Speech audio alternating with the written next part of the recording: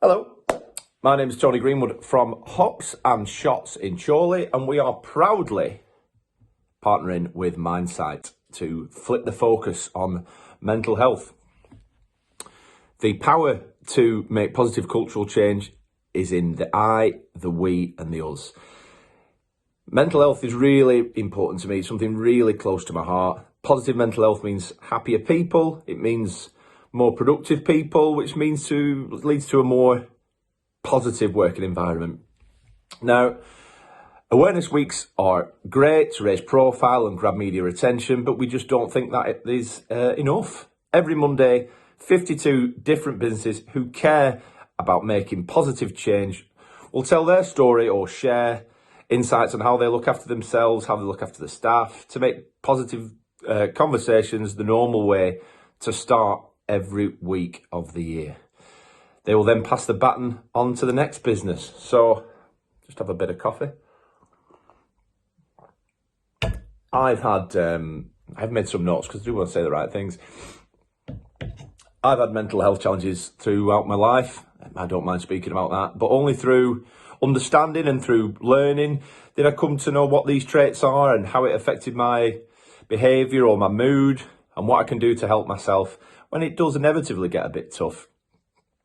Mental health is just as important as physical health, and that's a fact, and never more so over the last 2 years. And it's still tough, and there are triggers that come from left field that I don't see, but that's just life. That's just real life. So 3 top tips that I'd like to share with you. Positive cultural change always asks twice.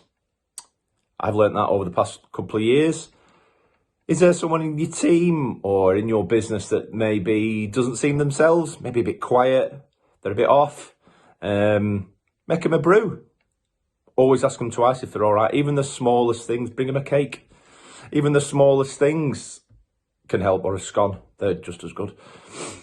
The small things really do make the biggest difference, trust me. Tip number 2, acceptance. Something which I struggled with some time ago. You can't have the good without the bad. Peaks and troughs, that's just real life. It's accepting that will be the case and what to do when it does get tough. I used to get frustrated a lot when I used to sit in my bedroom for hours on distancing myself from everyone. I didn't want to do that, but I kind of felt compelled to. It was my coping mechanism, really. But now I accept it. Now I accept that good days can follow bad days, and vice versa. Tip number 3, recognise your Avengers. Who are your A-team? Who are your go-to people when you do feel a little bit tough? When you feel low, who can you count on? Who can you rely on? And a phrase that I heard, again, not so long ago, which really, really resonated with me. Remember who you're with when you feel good. These are the people that will support you unconditionally. Then you can pick up the phone to and send the text to, and that will help you whenever things do get a little bit sticky, a little bit tough, which of course they will.